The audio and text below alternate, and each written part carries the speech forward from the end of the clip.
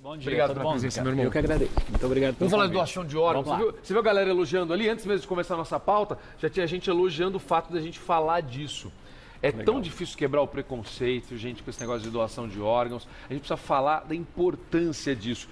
O Brasil evoluiu nesse sentido? Muito. Nos últimos anos, o Brasil é quase que uma referência internacional na área de doação e transplante. Que coisa boa ouvir isso.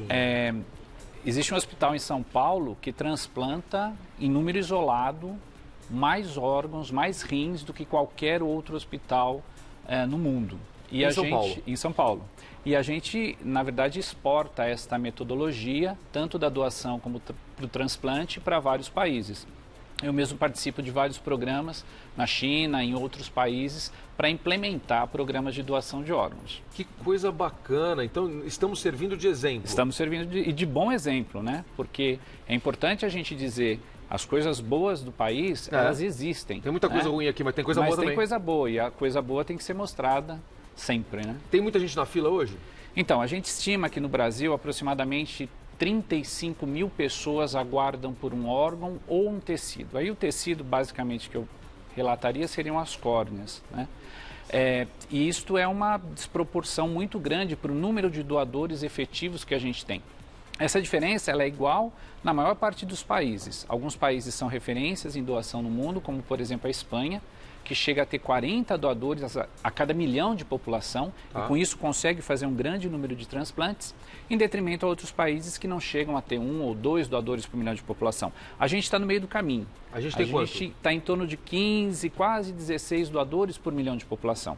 E é possível aumentar isso. Como que a gente faz para aumentar? A gente faz duas coisas básicas. A primeira delas, que eu gostei muito da pauta anterior e eu acho que vai também por aí, é a questão da capacitação profissional.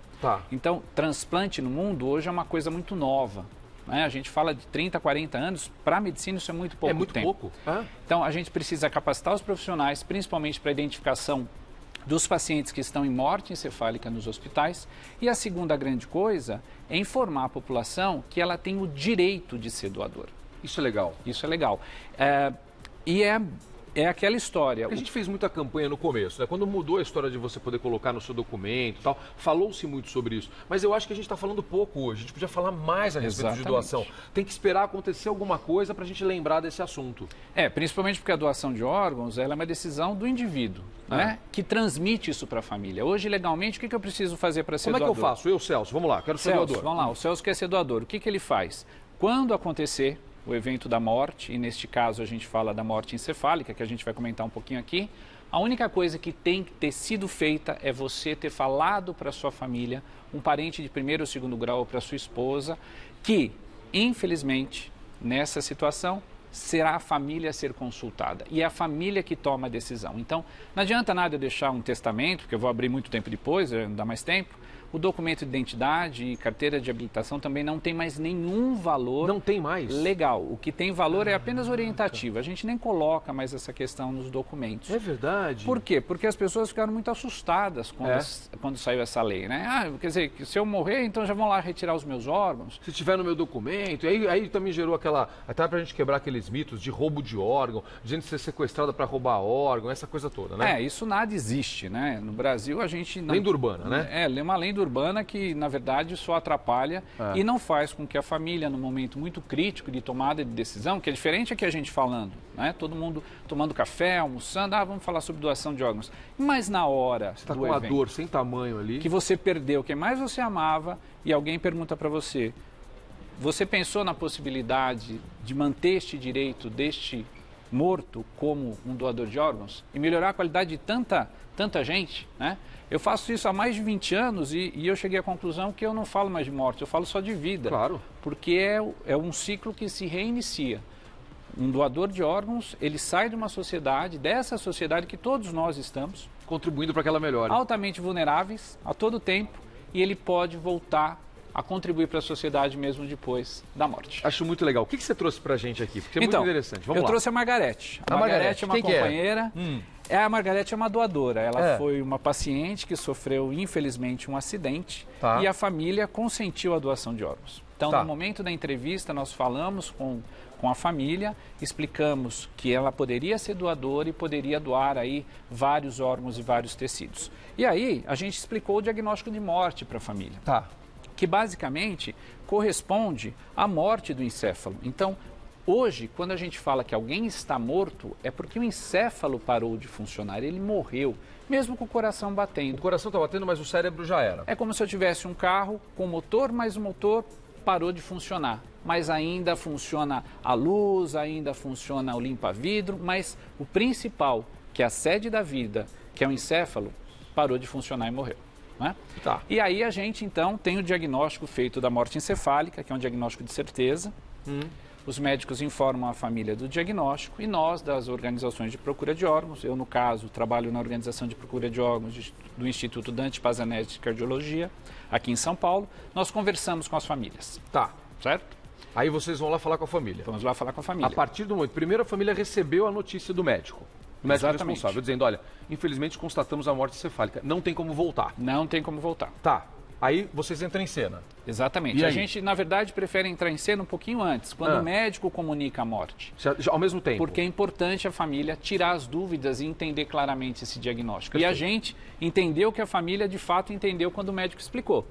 E aí que começam alguns problemas, porque muitos profissionais da saúde têm muito medo de falar da morte. E é natural, porque todos nós temos medo da morte. Então, a capacitação profissional passa também pela qualificação dos profissionais na comunicação de más notícias. Tem uma questão de jeito de falar, de forma de abordar. Isso é fundamental. E os médicos têm que passar por esse processo de treinamento também. Exatamente. Ou seja, a gente faz cursos de capacitação profissional em comunicação de más notícias em situações de crise, que justamente é esta situação da perda de alguém que a gente ama muito. Que é o que aconteceu com a Margarete. E que aconteceu com a Margarete. Infelizmente, a Margarete acabou morrendo e ela se converteu numa doadora de órgãos. E que órgãos a Margarete pode doar? Né? Obviamente, aqui a gente tem um modelo muito simples, mas a Margarete pode ajudar pessoas doando os pulmões. Então, os pulmões, eles são utilizados para pacientes que têm problemas pulmonares, que não conseguem respirar. Imagine só a felicidade de alguém voltando a respirar. Vou te fazer uma pergunta básica que é importante. Um fumante pode doar pulmão? Depende. Aqui a gente tem vários dependes. Né? Se ele foi fumante por algum tempo e deixou há vários anos, a gente faz um outro exame que se chama broncoscopia, avalia os pulmões antes da retirada dos pulmões e chega à conclusão se pode ou não. Perfeito. Faz alguns exames de sangue também para a gente ver se existe a possibilidade. Legal. O outro órgão que pode ser doado é o coração. Né? O coração, ele é um órgão que tem uma característica muito importante como a do pulmão. Por quê? Porque as pessoas que esperam por um coração e por um pulmão, elas têm como única possibilidade de continuarem vivas o transplante. Então, se eu não transplantar o coração para quem precisa de fato, e o pulmão, vai morrer. Ela vai morrer. E eu acabo enterrando a Margarete, se ela não tivesse sido doadora, com todos esses órgãos, que são úteis para a sociedade, né, e para as pessoas que estão na fila. A gente ainda tem o fígado. Né? O fígado é um órgão que pode ser doado, principalmente para pacientes e especialmente para pacientes que têm falência deste órgão de forma global, então ele pode ser doado. Igualmente, muitos pacientes, se não transplantarem, eles realmente vão morrer se não houver o transplante de fígado. Quais são os mais comuns? Então, na verdade, o que é mais frequente acontecer são os transplantes renais e os transplantes de fígado, né? E os de córnea. Por quê? O transplante renal e o transplante de córnea, o paciente tem uma terapêutica substitutiva, ou seja, ele permanece cego até conseguir um transplante de córnea, e de rim ele acaba sendo colocado num tratamento de hemodiálise. Então ele fica aguardando, por isso que a maior lista de pacientes para transplante no Brasil, como em todo local do resto do mundo, são os transplantes renais. Né? Perfeito. E aí a gente, então, o estômago a gente não transplanta, né? Aí a gente tem o pâncreas, que é um órgão que também interessa muito para a gente, principalmente para os pacientes diabéticos, mas, novamente, tem uma terapia substitutiva, aí no caso, que é o tratamento com insulina. Tem transplante. Isso é legal. Eu vou tirar o intestino aqui, mas a gente também tem uma outra modalidade de transplante, que é o transplante multivisceral. A gente pode transplantar todos os órgãos abdominais conjuntamente em alguns casos. E, finalmente, o transplante de rim. Aqui a gente só tem um pedacinho do rim, né? Mas o rim é um órgão muito importante porque ele acaba mantendo toda a função do organismo, tanto em perdas de líquido, né, como no controle da pressão e outras funções importantes para o organismo. Então aí a Margarete ela acaba sendo uma doadora multiorgânica. Tá. Então a gente ajuda... Córnea também, né? E as córneas também. Tá. Né? E aí a gente fala das córneas. As córneas, na verdade, são como se fosse o vidro do relógio. Né? O olho é o relógio, Tá. e as córneas são o vidro do relógio. Então a gente vai lá e retira o vidro do relógio. E este vidro pode ser utilizado para outra pessoa. Eu nunca transplanto 2 córneas na mesma pessoa, eu sempre transplanto uma córnea por vez em cada pessoa, de maneira que um doador de córnea pode ajudar duas pessoas de uma única vez. Gente, fora outros tecidos, né? Então Tá. a gente tem pele, a gente tem osso, fragmentos de vaso, enfim, a gente pode utilizar vários órgãos e o corpo ele é restituído e é entregue à família.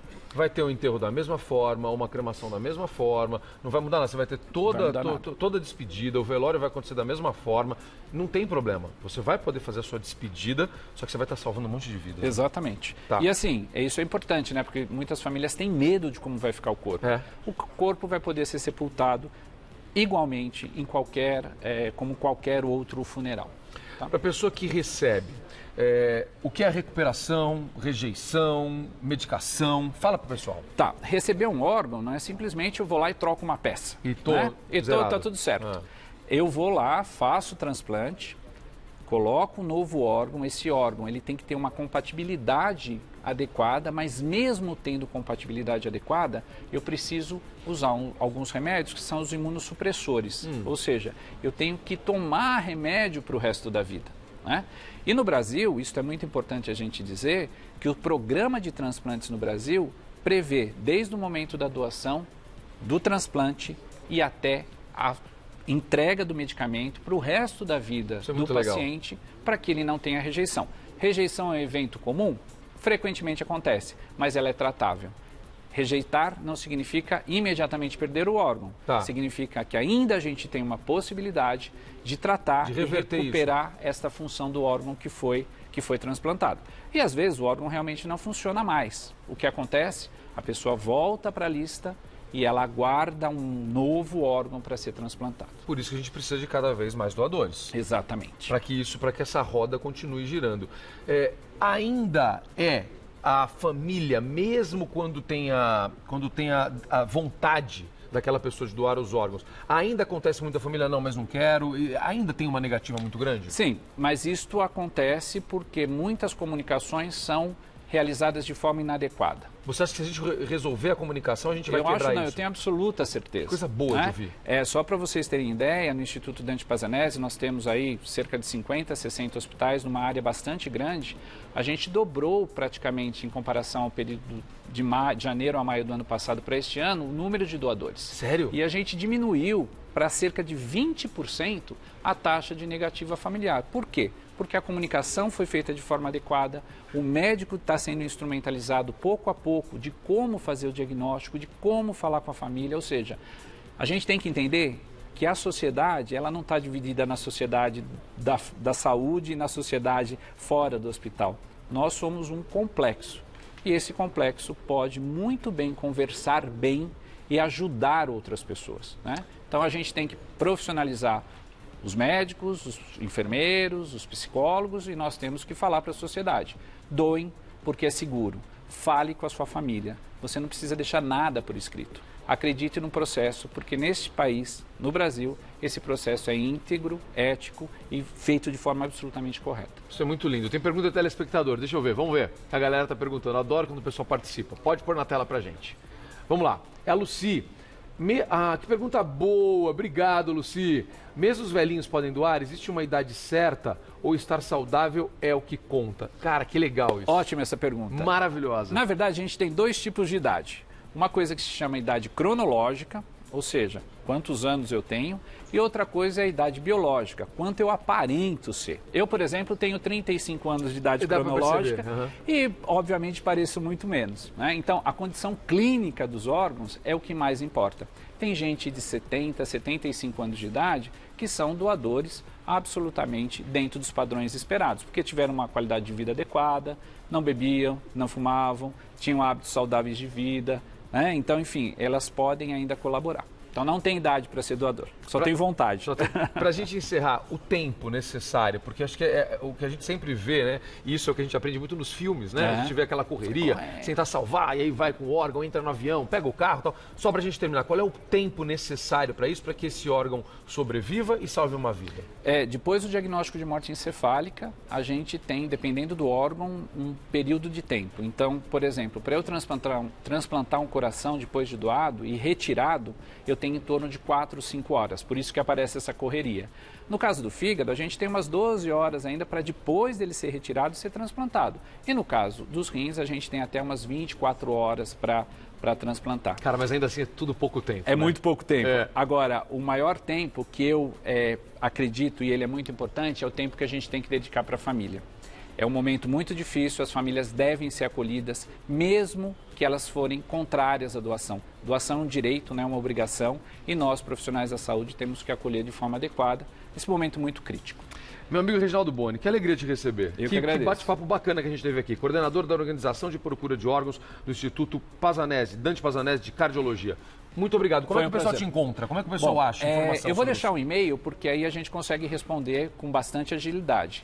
É OPO, Organização de Procura de Órgãos, opo@idpc, Instituto Dante Pazanese de Cardiologia.org.br. opo@idpc.org.br. Vai ser um prazer responder as questões de vocês depois. Obrigado. Mais uma vez, obrigado. Eu que agradeço. Adorei. Valeu, cara. Valeu. Um abraço. Sensacional. Rápido intervalo.